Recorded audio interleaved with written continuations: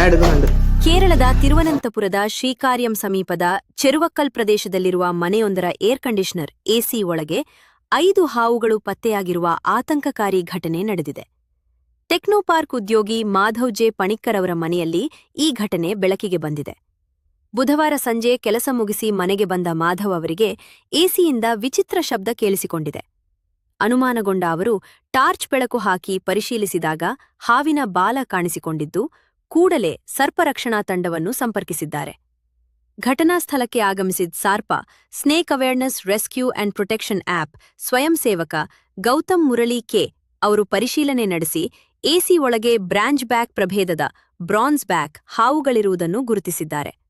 ಈ ಹಾವುಗಳು ವಿಷರಹಿತವಾಗಿದ್ದು, ಸಾಮಾನ್ಯವಾಗಿ ಮರಗಳಲ್ಲಿ ಕಂಡುಬರುವ ಪ್ರಭೇದವೆಂದು ತಿಳಿಸಿದ್ದಾರೆ. ಎಸಿ ಘಟಕವನ್ನು ಬಿಚ್ಚದೆ ಹಾವುಗಳನ್ನು ಹೊರತೆಗೆದು ರಕ್ಷಿಸಲು ಸಾಧ್ಯವಾಗದ ಕಾರಣ ಎಸಿ ಟೆಕ್ನಿಷಿಯನ್ರನ್ನು ಕರೆಸಿ ಘಟಕವನ್ನು ತೆರೆಯಲಾಯಿತು. ಬಳಿಕ ನಡೆದ ಕಾರ್ಯಾಚರಣೆಯಲ್ಲಿ ಎಸಿ ಒಳಗಿದ್ದ 4 ಹಾವುಗಳನ್ನು ಸುರಕ್ಷಿತವಾಗಿ ರಕ್ಷಿಸಲಾಯಿತು. ಆದರೆ 5ನೇ ಹಾವು ಎಸಿ ವೆಂಟ್ ಮೂಲಕ ತಪ್ಪಿಸಿಕೊಂಡಿರುವುದಾಗಿ ತಿಳಿದುಬಂದಿದೆ. ರಕ್ಷಿಸಲಾದ 4 ಹಾವುಗಳನ್ನು ಬಳಿಕ ಸಮೀಪದ ಅರಣ್ಯ ಪ್ರದೇಶದಲ್ಲಿ ಬಿಡಲಾಗಿದೆ.